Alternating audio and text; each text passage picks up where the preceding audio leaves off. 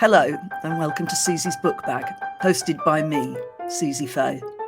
Today's guest has pretty much done everything in the field of literature that I can think of. He's a biographer, he's a novelist, he's a critic, he's an essayist, he's a short story writer. The only thing that I've come up with that he might not have done, and even then I wouldn't put money on it, is be a poet. But maybe we'll hear about his poetic effusions as well. My guest is DJ Taylor, a former critic at The Independent on Sunday when I was the literary editor. So we go back a fair way, but he has written many wonderful novels. He's won lots of prizes for his work. And we'll be talking about quite a few things that he is interested in the literary field.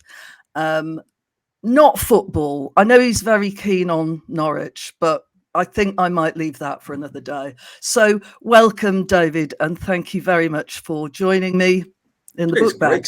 It's great to be here, Suzi. Really good. You will notice that the theme of this episode, well, every episode, is tote bags. So I've actually got a Penguin Classics tote bag in honour of Orwell. It doesn't say Orwell, it says Dorothy Parker from where I'm looking. Exactly. But I feel pretty sure that Orwell would have appeared in that livery at some stage in his life. Oh, he did. Oh, absolutely. Yeah. Penguins were on the case with him at quite an early stage. So yes, and of course it was Penguin who had such great success with the paperback of 1984 in the early 1950s and sold countless millions and continued to do so. You've already written one biography of Orwell. That came out in 2003 and won the Whitbread, I believe, with the Whitbread Biography Prize. It did. But one of the many things you're involved with this year is it a new edition and a complete update? No, it's a completely new book, actually, because what happened, as you say, it's 20 years since Orwell the Life came out. And in that time, and it was rather interesting, actually, because I ended up behaving like a proper biographer, which is what one always writing biography, you think, I want to be a proper biographer. I want to be out there on the trail. I want to be sleuthing away and finding stuff, and pursuing needles in haystacks. And this is what has happened in the preceding years, because a tidal wave of extra material began to splash into view. And I'd known for years that there was a collection of Orwell letters to an old Suffolk girlfriend, Eleanor Jakes, in the early 1930s, that mysteriously had never made it into the public domain. And about 5 years ago, almost miraculously, these things became available. And Richard Blair, Orwell's adopted son, and I went on the chase. And it was one of those extraordinary occasions where at a literary an arts festival in Norfolk about 5 years ago, I was due to give a talk about Eleanor and the letters and their relationship, and Richard Blair was actually there because he was sewing up the deal with the man who was fronting the Collins family's sale of these letters. So I gave my talk, and on a hot summer's day in Holt, and an oldish sort of lady in the back row put her hand up and said, "This is all very interesting," she said, but what about Brenda? And I said, well, Brenda Salkeld, another Suffolk girlfriend from the. I said, Brenda, I said, is absolutely fascinating. Yeah, but I'm talking here about Eleanor. To which the old lady said, well, you see, I'm Brenda's niece. Sensation, Did you know about Brenda? No, I didn't. No, she was just there and said, I'm Brenda's niece. And then she said, and I've got all her letters too. And so.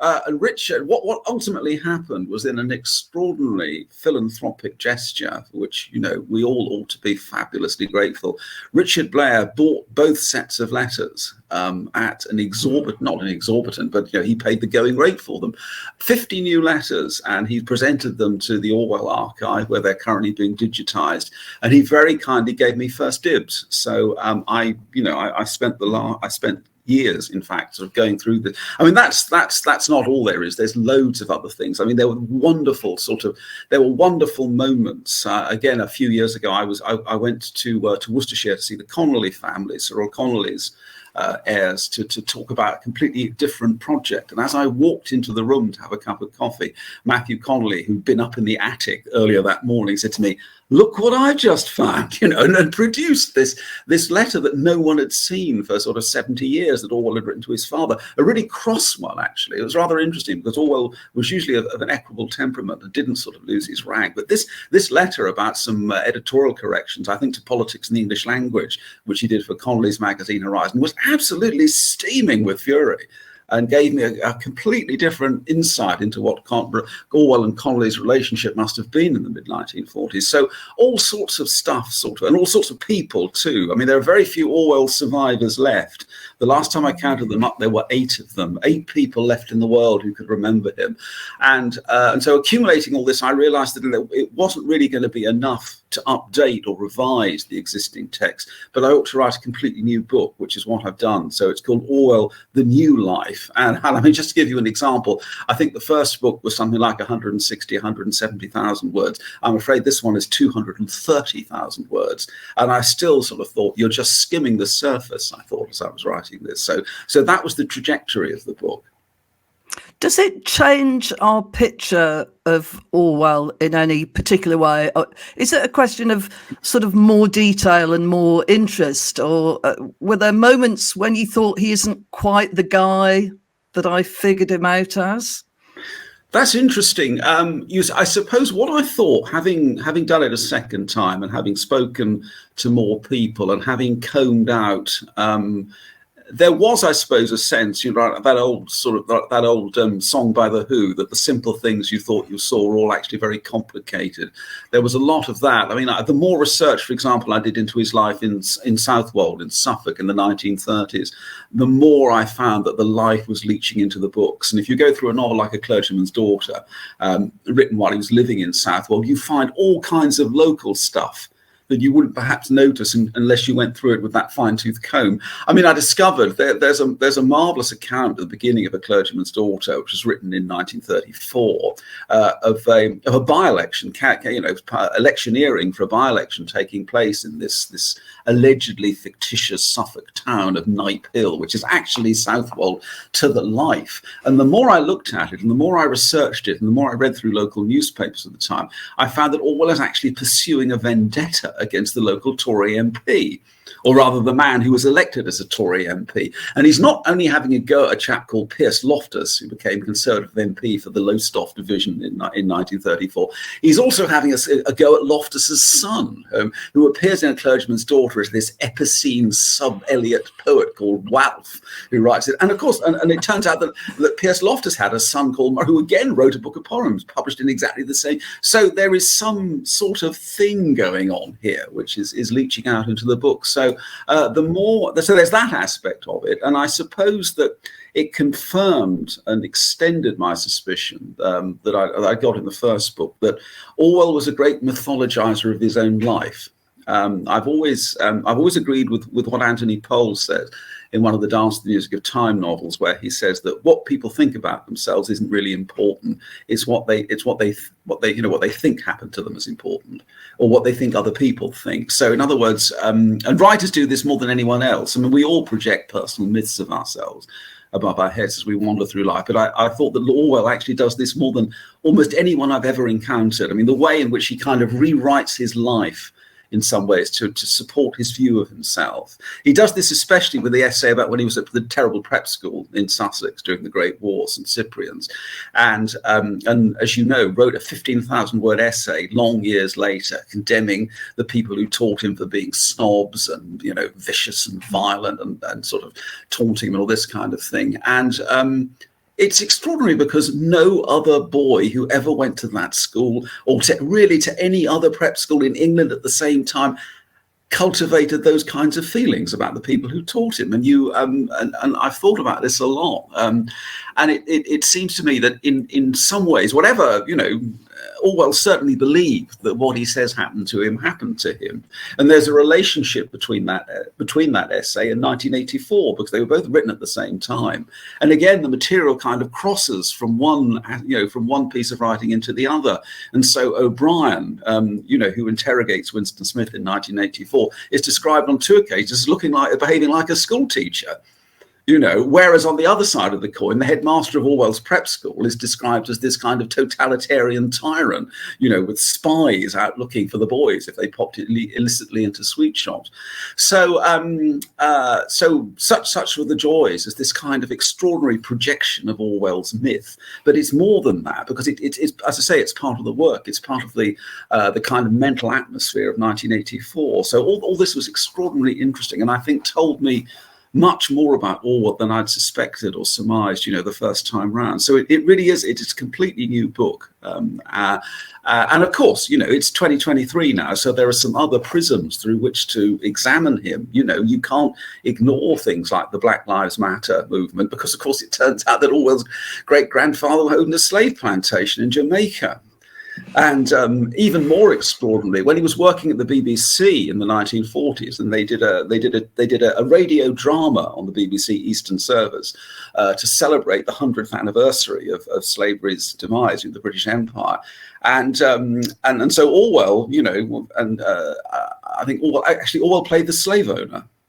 It could not be more ironic 100 years later. So, those kinds of things are actually very fruitful, as I say, prisms through which to examine him through. So it's been a real voyage of discovery. I was so glad I did it, because it was as if I'd gone sort of half the way with the first book, and now I've gone a whole distance further. And again, and unfortunately, what you were asking earlier about, the biographer's relationship with the subject. I mean, in the end, I loved him just as much as I'd done the first time round, which was a good thing, I think. Because you have to like your subject. You have to really like that man or woman. Not all biographers do like their subject, but I remember reading a biography years ago. I actually won't say who it was, but after a bit, I realised that the writer had come to despise the person they were writing about. Perhaps they'd spent. That's Roger Lewis's book about Anthony Burgess, isn't it? It actually isn't, but okay. Right. I haven't read that, but maybe that's a better example in a way. Yes. No, you can fall badly out of love with your subject. You're quite right. Yes. You can spend too much time with them, I suppose. But you'd already been a proper biographer. You'd written about Thackeray. But I suppose the massive difference is meeting people who did know your subject and being able to...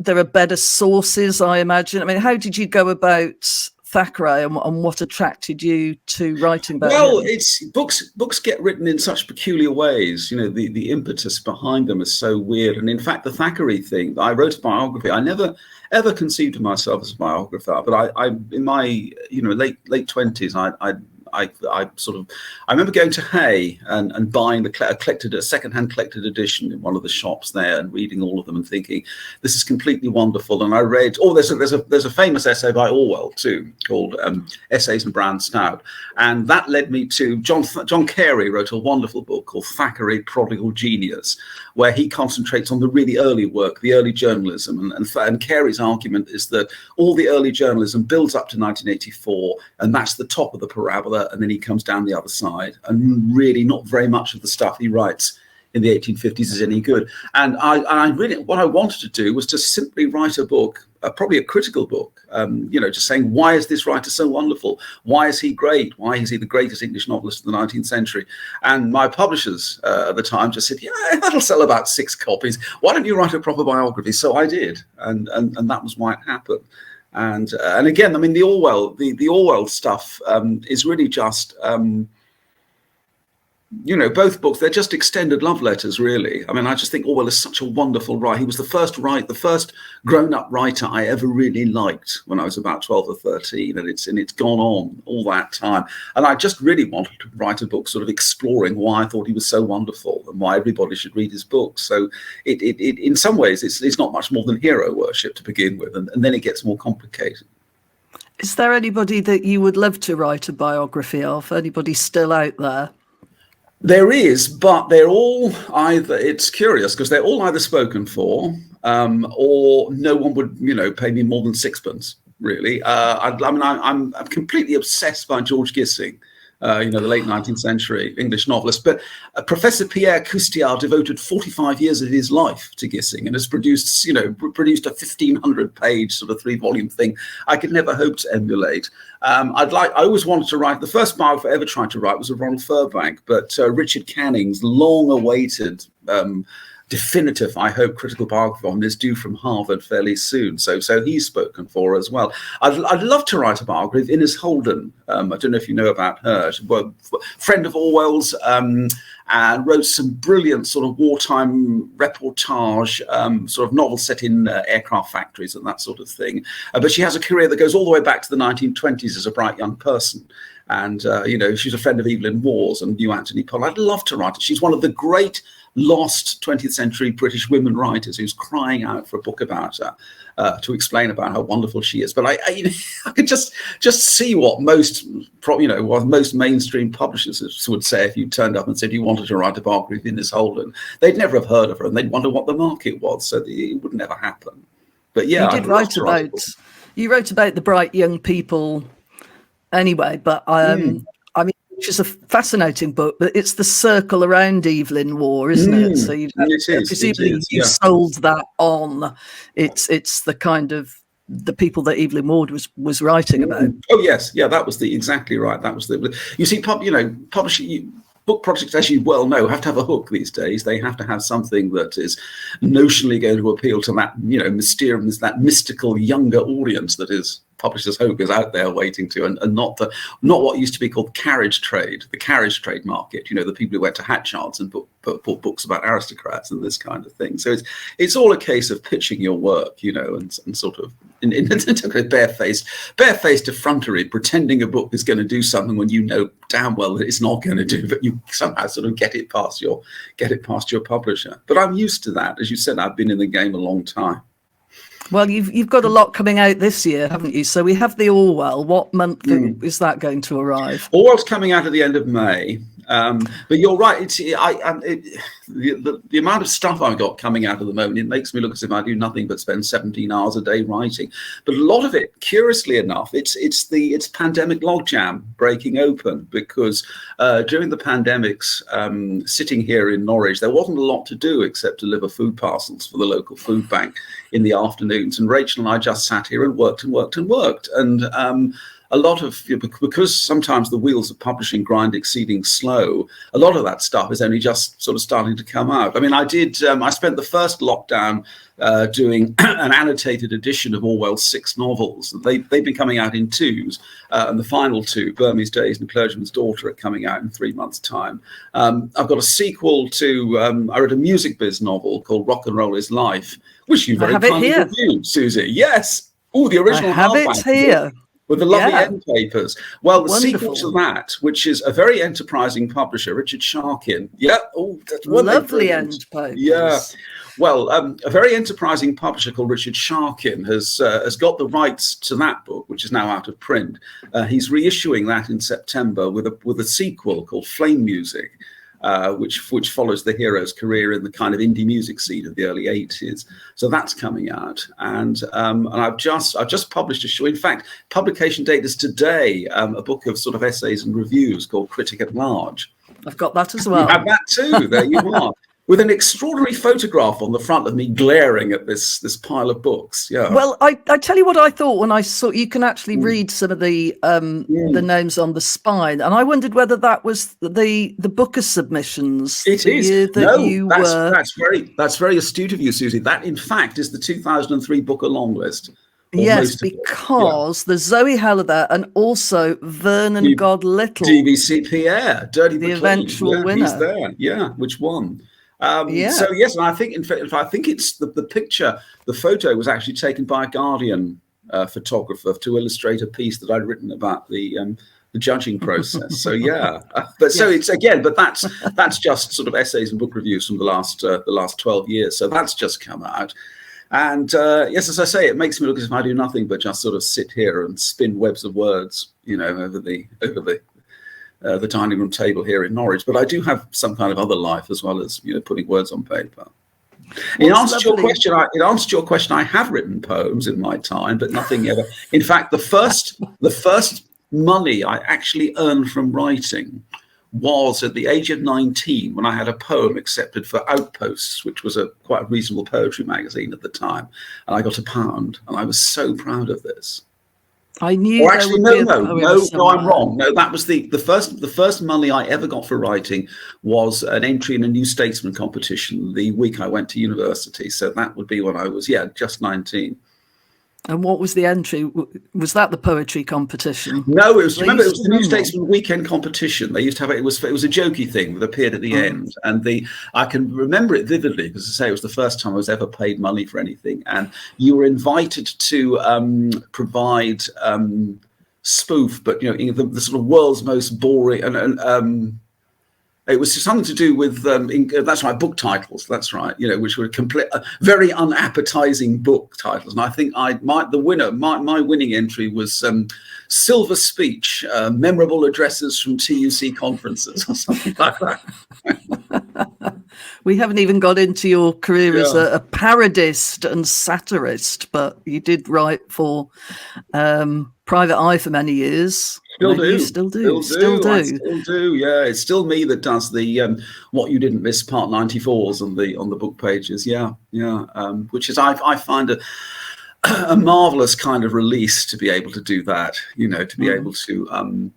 I do enjoy parody, and of course the rock and roll novels. I mean, Flame Music again is full of spoof concert reviews and parody record reviews by real people. In fact, I spent yesterday morning, I was writing emails to people like Paul Morley and Charles Shaar Murray saying, is it all right? We kind of, it's meant to, you should be flattered by this. It's not meant to be, dear Nick Kent, I would like to. And usually they're very good about it. Usually they're okay. Some people, get slightly sniffy about this, but from my angle, it's a kind of tribute. As I always say, occasionally people can. The parody column in the Eye, What You Didn't Miss, part 94.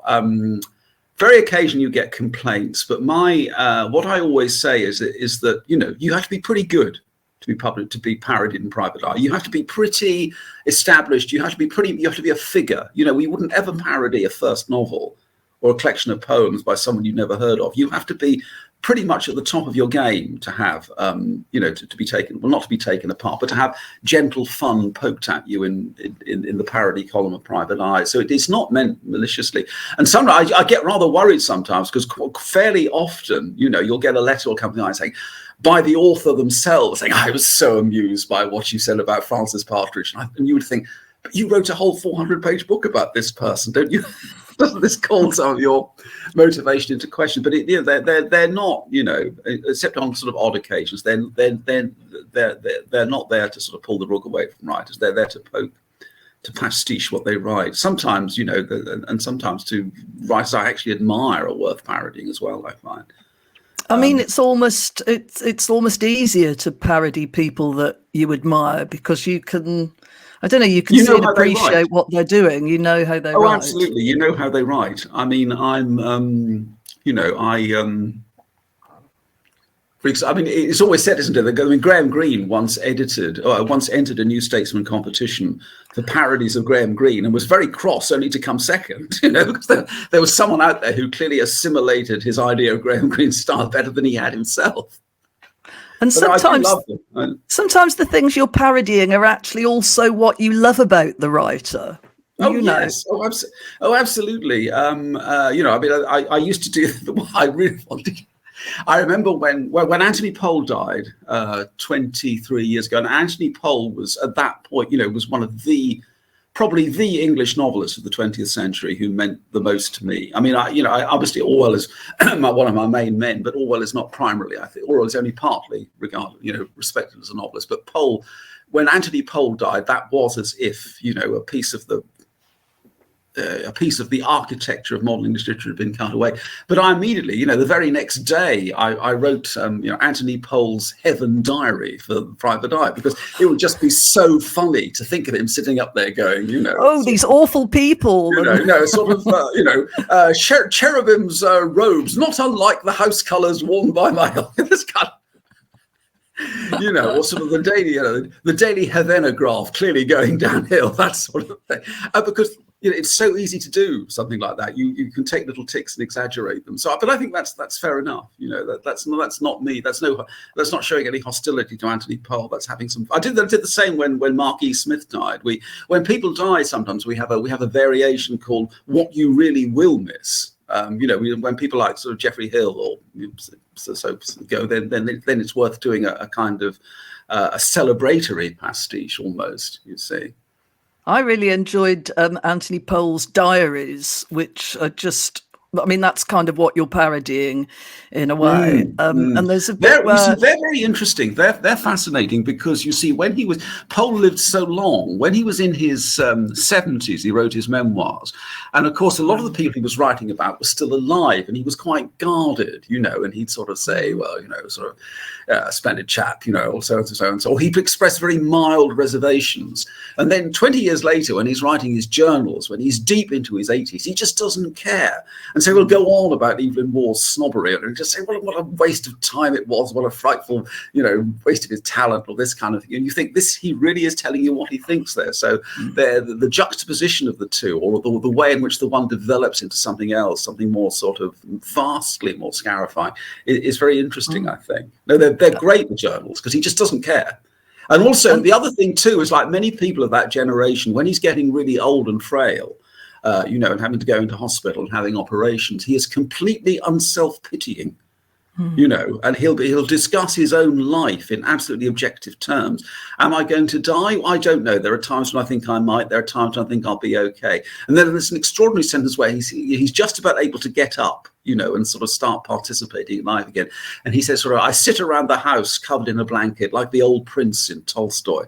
And you think, incredible to be able to be so objective about yourself in a way where most modern writers would simply be sort of self-pitying and egotistical about it. But he's not. He takes it on the chin. He realizes that he's 87 or whatever, and he may not be living very much longer. I admire that. And he always brings in, as you just said, a great cultural reference, a high cultural reference. And then it's mixed with really extraordinary things. I think at one point he meets Roger Daltrey of The Who and goes off into a sort of, is he related to the Daltreys? No, that's it. No, that's absolutely right. Daltrey, sort of a distant connection of my Lincolnshire cousins. And he was obsessed with that, wasn't he? But he was very impressed and he was very much approved of. There was a time because they lived in North Somerset, the Poles, Chantry and Frome. And there was a time when Robert Fripp of King Crimson bought the Rocks bought a house nearby, and Pole was very impressed because Fripp said that his family descended from the 13th century Fripps, and everyone else was an upstart. And Pole approved of this because it showed that although he was a rock musician, he had an eye for genealogy and where people came from. Yeah. Related to the De Fripps of Amiens or something. Yeah, I really recommend the Pole diaries. They're an absolute hoot. And I read A Dance to the Music of Time because I saw there was somebody at college that I knew who I found very impressive, and they had it's 12 volumes, isn't it? And there were those little paperbacks with the Mark Boxer caricatures on the front. The whole lot was on this guy's mantelpiece. And I was so keen to impress him that I actually went off and read through all 12 of them. I remember the next time I was leaning casually against his mantelpiece and then said, "Oh, I see you have these. I love Dance to the Music Time." And he went, "I've never read them. My uncle gave me those." I read them. My first year at university. Essay day was Wednesday, so I'd write my essay, and I go to Blackwell's and buy another one of them, and then I'd read it that night. And I read Yeah, it they're 12 not, week they're one not thing. huge, each No, but it was great individual because one. the college I was at was just next door to Balliol, where Pole had been himself. So there was a real kind of sense of, participating in all of this. But Pole is also a very good antidote to sort of the kind of Brideshead view of Oxford in the 1920s. He's much more down to earth, and there's a marvelous, I think it's the opening sentence of, which I always agreed with, the opening sentence of Books Do Furnish a Room, which is set in just after the Second World War, and the hero has gone back to Oxford to do some research. And it begins with the words, returning to the university at 40, one immediately recaptured all the crushing melancholy of the undergraduate condition. He's absolutely right about that. It's just perfect sentence after perfect sentence. So although I didn't end up impressing the chap, I had been given this wonderful gift, and I've obviously reread it a few times since. And I think there was a TV version. There was, yes. There was a 4 2-hour, and it was a shame actually, because it didn't have enough time for when the scene was allowed to develop. It went really brilliant. The marvelous planchette scene where they're all sort of calling up the spirit hands have touched me, which went on and on. And there were some marvelous cameos. I mean, Alan Bennett as Sillery, the Oxford Don, was just superb.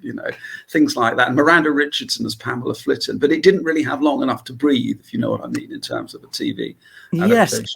Unlike the classic Brideshead Revisited, which was a 300-page novel stretched out to 12 episodes, Yes, but they had whole pages of dialogue that were just allowed to sort of flow exactly as they had done in the novel. And it feels really strange now, because we're used to things being much more fast-paced, and you sort of think, cut. I watched it recently with Leo, my youngest son, and what did he make of it? Oh, he loved it, but he said it's very slow-moving, isn't it? And I said, yes, it is, because you get the whole of, when Anthony Blanche makes a speech, you get the whole of, my dear, where do you lurk? I will come down your burrow and chivvy you out.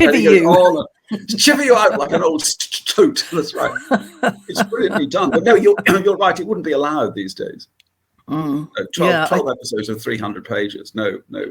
But then there was a film version. Didn't even go there. No, didn't go there. No, it's not good. It's not good at all. I mean, we can draw a veil over it, but I think one of the problems. I think I'll draw a veil. It sort of feels miscast to me. And it feels like it just didn't really understand the subtleties and the intricacies of the original text. But talking about original text, I wanted to move on to something of yours that came out last year. Your short story collection.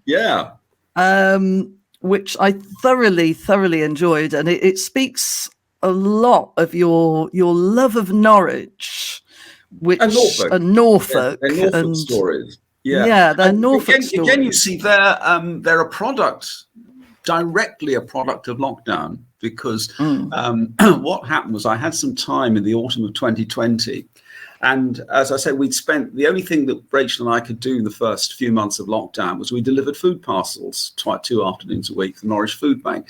And this took me to parts of Norwich and Norfolk where I hadn't been since I was a child, So, and it was fascinating to revisit them. These were kind of, going around the council estates, driving out into the county. Some places had changed. Some had some were so much the same that it was uncanny.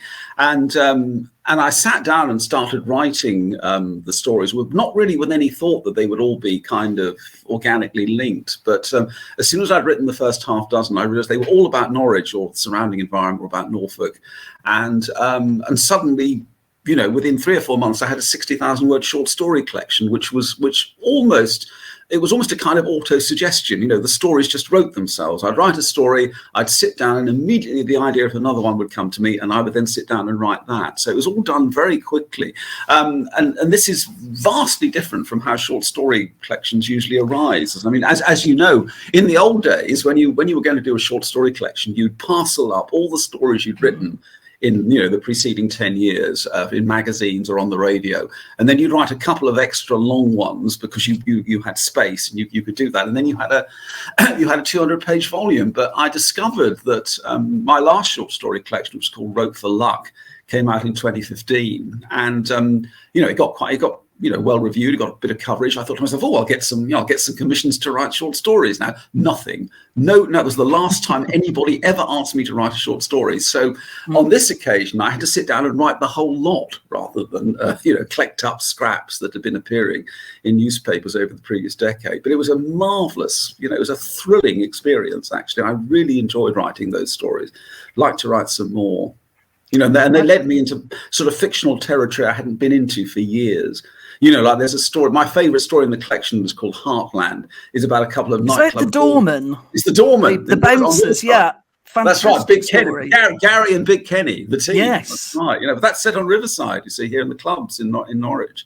And I gave it to Leo to, so is this authentic? And Leo said, it's not quite like that, it's different. But I thought, whatever, so, and Stewkey, Stewkey is the local name for Stiffkey out on the coast. Yes. Which had the famous the rector of Stiffkey in the 1930s, Harold Davidson, about whom our mutual friend John Walsh wrote a novel. Exactly. That's right. Exactly. Well, I wanted to just go back to your book of reviews, because there's a little bit of a hostage to fortune here, as there always is, I'm sure, when you're a reviewer and a writer. This is from a review of a short story collection by Julian Barnes. Short stories nearly always suffer from being assembled in volume form. The reader starts to see the joins, work out how the tricks are played, look on knowingly as the next artful metaphor begins to uncoil. And the funny thing is, I sort of agree in some ways with this. But I don't, it's not a criticism as such. I think because it does have this unity. So the stories tend to end on this little feeling. The characters just look out, they suddenly see themselves, and it's almost as if they're thinking, what am I doing here in Norfolk? No, I think that's Norwich. right. There is that. Is there something beyond? I do like that sort of. They all end with a kind of epiphany. You're right, and I do like that kind of ambiguous sense, which I think is, we talk about fiction trying to reproduce, real life, to which Antonia Byatt once said, real life, whatever that is, and I do think that kind I think a lot of writing is very sort of Manichaean. Things either end well or they end badly, and we all know that in fact real life, in inverted commas, is often much more ambiguous and ambivalent, and sort of 3/4 of viewers thinking is experiencing one emotion, while there's that 25% there's that sense of nagging doubt. And I agree with you. The stories do tend to end like that, with the characters kind of uneasily poised, not quite sure how it's going to go. Whether if they're on an ascent to the start, how much longer will it? How much longer will they keep ascending? When does their luck turn? When that kind of not quite sometimes to being able to understand. You can think that you've resolved a situation, but then you know that you haven't quite resolved it. But how haven't you quite resolved it? So there is that sense of, you're right. I think each story ends with the person involved not quite knowing where they are, not quite knowing if they won or lost, or whether in fact they could have won or lost. So I think I do agree with you. Yeah, I would I think they're poised in a kind of, do I go forward from here? Do I go back? Do I settle for what I have? Do I change things? And it's kind of exquisite in a way to leave them in that moment. I really enjoy. I don't like finite resolutions like that. There is always, in fact. Rachel and I were talking about this morning on the dog walk, that idea of when you're writing a book, there is this, I think she was referring more to fiction, a whole novel, but the idea that when you write a novel, a lot of novels are kind of sealed cells. They're hermeneutically sealed. Nothing escapes from them. Nothing leaches in. All the characters have their destiny, and things happen. But as Rachel was saying, there are marvelous disruptors sometimes walk into fiction.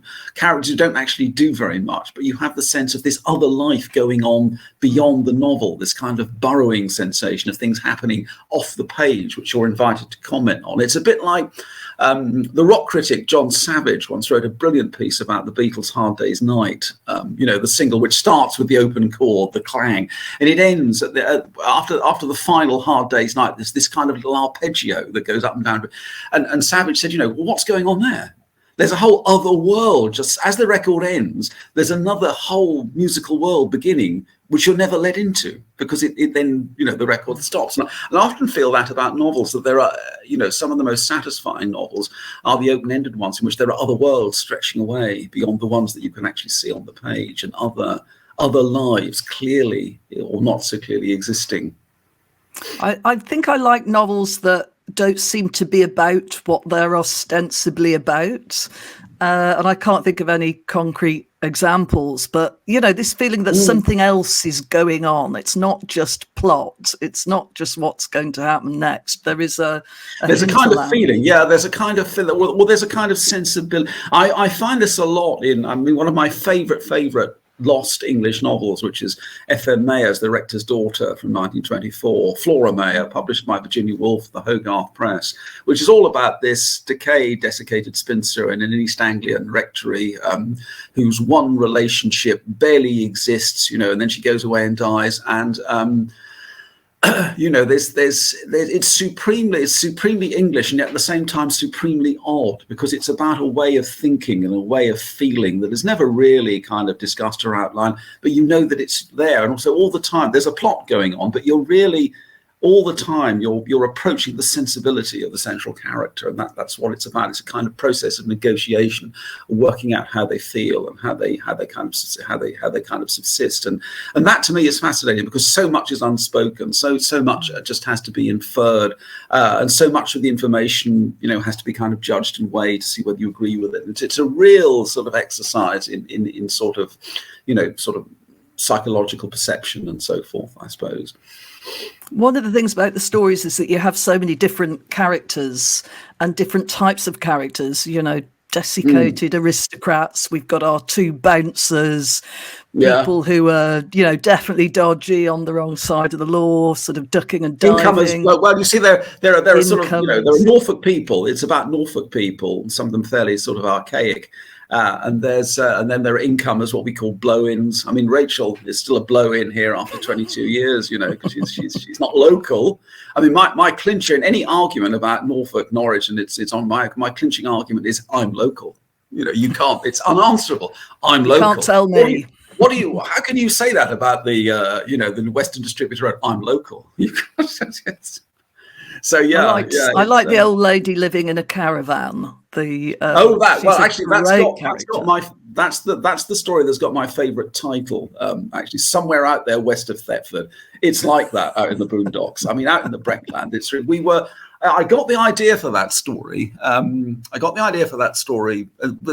Not from anything that happened on the day, but I got the idea about the kind of sequestration and the remoteness of it. I got the idea on the day of the Brexit vote in 2016, because we were out in the Brecks in Breckland, and we stopped off at Swaffham for a cup of tea. Swaffham, which is the big town in the heart of Liz Truss's constituency, and there was an atmosphere. There was an atmosphere in that place, and people would stand up spontaneously in tea shops and say things like, "I'm not a racist, but I'd just like to say that we need to get back control of our borders," and then sit down again and look embarrassed that that they've made this kind of public outcry. And I mean, Swaffham is extraordinary. It's full of antique shops with coffee shops in them, and they're the kind of shops that you can't just buy American. You can't just buy American flags there. You can buy Confederate flags there. Stars and bars here. Why in Southwest Norfolk in 2016? So that was what gave me the stimulus to write that. I think just the idea of this supremely odd sort of sequestered local community out there, somewhere on the Norfolk-Suffolk border, somewhere out there west of Thetford. Are you whipping out your notebook when this sort of thing happens? And because the voices are so interesting, there's a Well, I rat do catcher sometimes. in it I as did well. this. Yeah, you're right. The radio announcer and the rat catcher in another story. Sid the rat catcher. Well, no, they existed, those people. I got that. My father worked for Radio Norfolk. My father died in 2006, but he worked for BBC Radio Norfolk. And he was there when it began in the early 1980s. And he was very, as an old Norfolk boy, or an old Norwich boy who spent most of his life there, he was very suspicious because his diagnosis was that the people who wanted jobs on the radio in those days, they weren't local characters. They were people who thought they knew what local characters looked like. And there was a chap turned up in a smock called himself the Buttercup Boy, you know. And I believe there was actually someone who called himself Sid the Ratcatcher. So that's where that came from. You see, it was I suppose an example of how, you know, how culture has become even local culture has become commodified and sort of perverted in that way. But yeah. How does it gone down? It happened the other week. The other week we went to Felbrigg out in North Norfolk, National Trust stately country house, and I was sitting there in the tea shop, not purposely eavesdropping, but there were a couple sitting next to me, very voluble woman, probably in her 30s, and a younger bloke who wasn't saying anything.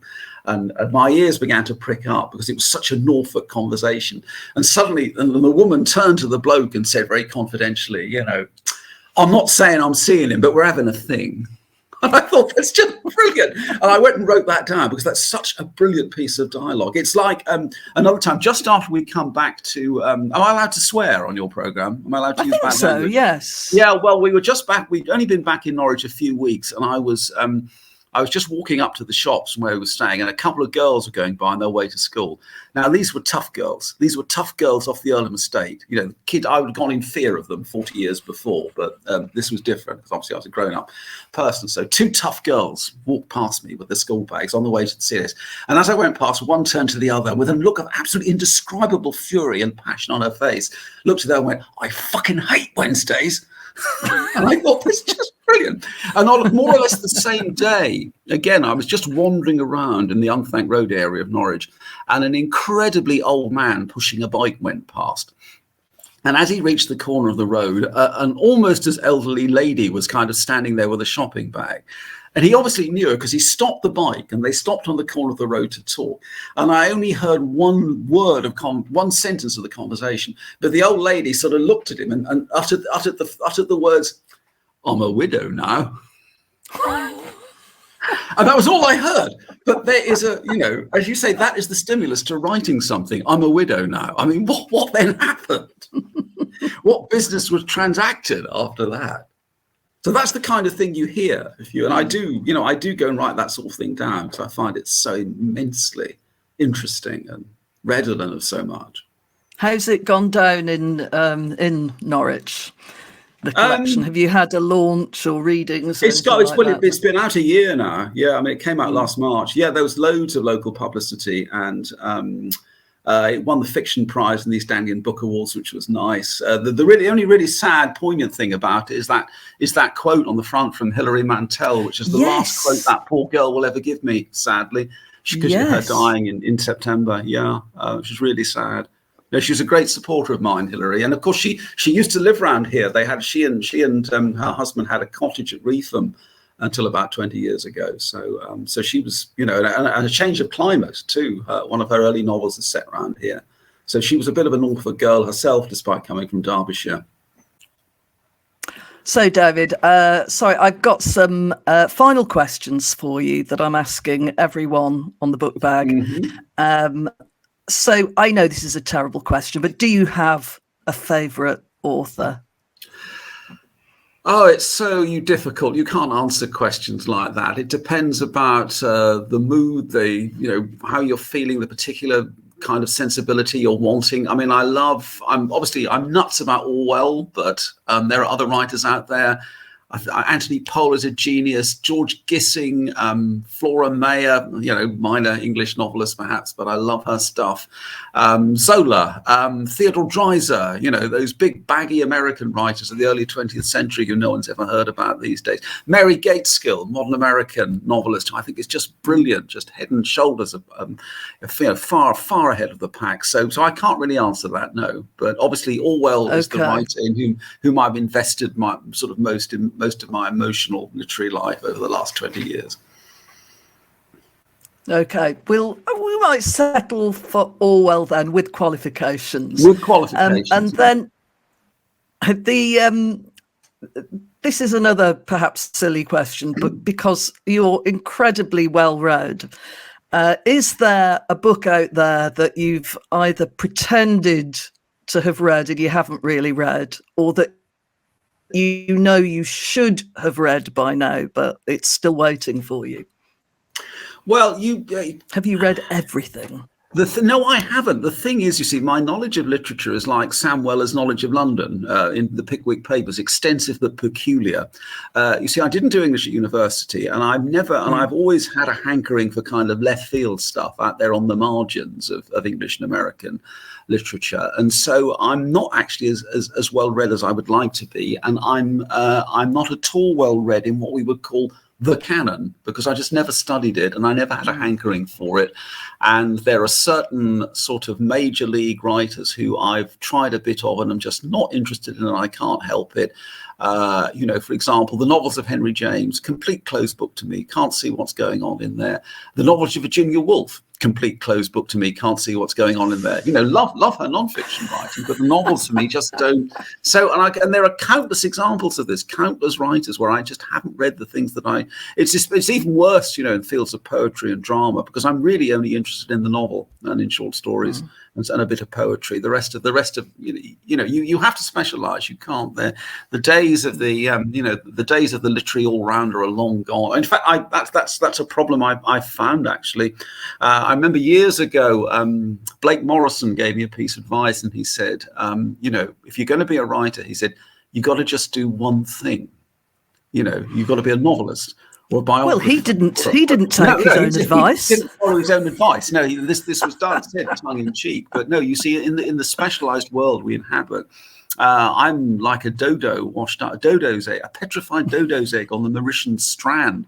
I do too many things. I spread myself too thin, but I do that because that's what I like doing.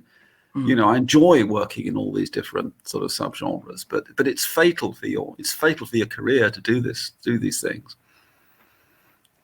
And what is the weirdest thing, or the most ridiculous, or the funniest thing anybody's ever said to you about your work? Well, I had any really strange reviews or feedback. There's always some good stuff on Amazon. There's always some great stuff on Amazon by people who sometimes don't even realize what genre that they've encountered. I remember once pointing out to Amanda Foreman. That's right. I remember once pointing out to Amanda Foreman that I discovered a review of her biography of the Duchess of Devonshire on Amazon by a woman who thought that it was a novel and didn't understand why the character, what was going on. And the worst, the comment that I was at first crossest about and then found so amusing that I laughed was again an Amazon reviewer who'd read one of my novels and said that it's just too literate. It's just too literate.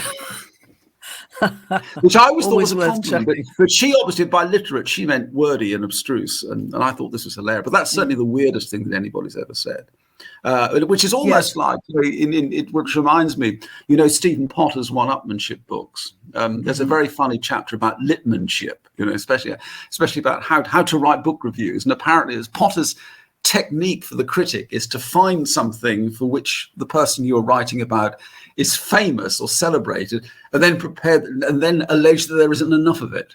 So you say something like, the complete absence in D.H. Lawrence's work of any interest in human sexual relationships, or the almost open sadism of Charles Lamb. This kind of thing. So I think being described as too literate was pretty much in that sort of category. Every so often when I was a literary editor, this would appear as literacy editor. Which, Oh, you know, dear, might dear, have been dear. an easier gig. Who knows? Yeah, I think so. Thank you very much, David. Thank you for joining me in the book bag this week. Thank you, And Suzi. It's been I'm sure we'll such be fun. speaking to you again. It was such fun, and thank you so Thanks a much. And mil. all the best with your exciting new venture. Thank you. And that's all we have time for on the book bag this week.